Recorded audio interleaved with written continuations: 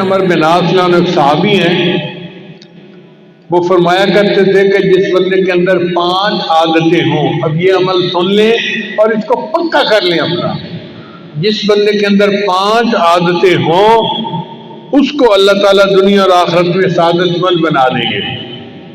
جس بندے میں 5 عادتیں ہوں اللہ تعالیٰ اس کو دنیا اور آخرت میں سعادت مند بنا دیں گے۔ یہ عمل کون بتا رہا ہے؟ ایک صحابی رسول بتا رہے ہیں، پکا عمل ہے۔ فرماتے تھے کہ جو بندہ ہر کام کے شروع میں بسم اللہ پڑھتا ہو، پہلی عادت۔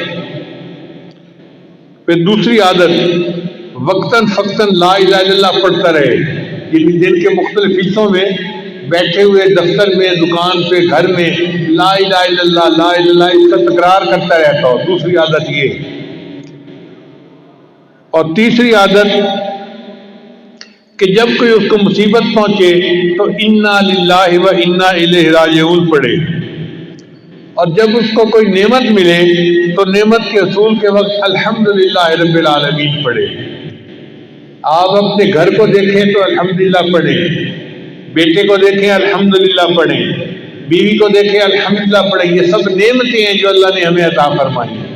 تو جب بھی کوئی نعمت ملے تو الحمدللہ رب العالمین پڑھیں، اور جب کوئی گناہ سرزد ہو جائے تو استغفر اللہ ضرور پڑھیں۔ نظر کا گناہ ہو، زبان کا گناہ ہو، کوئی بھی گناہ ہو، جب بھی کوئی گناہ سرزد ہو تو گناہ کے بعد استغفر اللہ پڑھنے کی عادت ہی ڈال لیجیے۔ جس بندے میں یہ 5 عادتیں ہوں گی اللہ اس کو دنیا اور آخرت کی سب سعادتیں عطا فرما دیں گے۔